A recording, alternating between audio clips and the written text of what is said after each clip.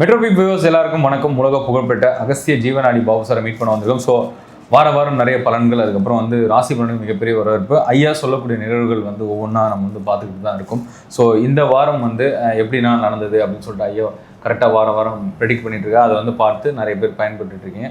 அதே மாதிரி ராசி பலனுக்கு மிகப்பெரிய ஒரு வரவேற்பு. ஸோ ஐயா சொல்லக்கூடிய அந்த பரிகாரம்லாம் பார்த்து நான் செஞ்சு கோவிலுக்கு போய் வழிபட்டு அது நமக்கு ரொம்ப அப்ளிகபிளாக வாழ்க்கையில் நடைமுறைக்கு நல்லா இருக்குது அப்படின்னு சொல்லி நீங்கள் ஃபீட்பேக் கொடுக்கும்போது ரொம்ப சந்தோஷமாக இருக்குது. ஸோ இந்த மாதம் எப்படி இருக்க போகுது, இந்த ஜூலை மாதத்துக்கு 12 ராசிக்கு என்ன மாதிரியான பலன்கள் காத்துக்கிட்டு இருக்கு அப்படின்னு சொல்லிட்டு ஐயா எடுக்கிறது தெரிஞ்சுக்கிறோம்.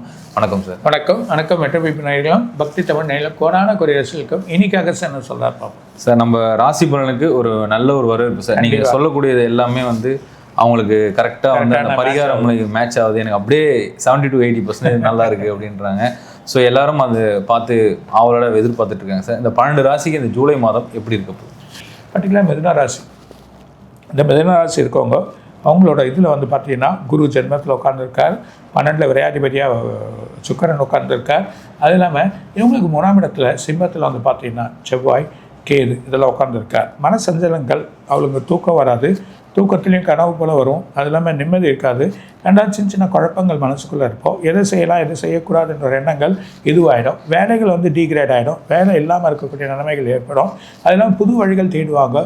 அப்பா அம்மாவோட சிந்தனைகள் குழப்பத்தை ஏற்படுத்தும். அது மனசில் அவங்களுக்கு செயல் இல்லாமல் ஏற்படக்கூடிய நிலைமை ஏற்படும். இது போக்குவதற்கான வழிகள் மாறும்.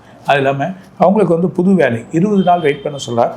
புது இடங்கள், புது வேலை, மாற்றங்கள் ஏற்பட்டு பெரிய லெவலில் வரக்கூடிய நேரம். குருவோட வழிபாடுகள் செய்கிறது ரொம்ப நல்லது. அது இல்லாமல் திருமணத்துக்கான வழிகள் ஏற்பட்டுரும். அது இல்லாமல் புதுசாக வீடு வாங்கினே வேறு இல்லத்துக்கு போகக்கூடிய நிலைமைகள் ஏற்படும். அது இல்லாமல் மேல்நாடு போகக்கூடிய நிலைமையும் உயர்ந்த நிலைமைகள் எடுத்துன்னு அதுக்கான வழிகள் பண்ணணும்னு நினைப்பாங்க. அதுவும் நடக்கும். அந்த மாதிரி செயல்கள் ஏற்படுறதுக்கான வாய்ப்புகள் உண்டு. நல்ல ஒரு சலனங்கள் 20 நாள். இப்போ ரொம்ப துயரங்கள், மனசில் ஒரு குழப்பங்கள், ஒரு எண்ணங்கள் செயல் இல்லாமல் இருக்கும். 20 நாளைக்கு அப்புறமா எந்த ஒரு பிரச்சனை இல்லாமல் நல்ல ஒரு பலன்கள் கிடைக்கும். பிரதோஷ வழிபாடு பண்ணுறது நல்லது. அது இல்லாமல் குருவுக்கு தட்சிணாமூர்த்திக்கு விளக்கேற்றினவாங்க. சிவ வழிபாடு வீட்டில் பண்ணால் இன்னும் பலம் வரும். வீட்டோட மேன்மைகள் ஏற்பட்டும். நல்ல ஒரு பலன்கள் கிடைக்கிறதுக்கு வாய்ப்பு இருக்குது.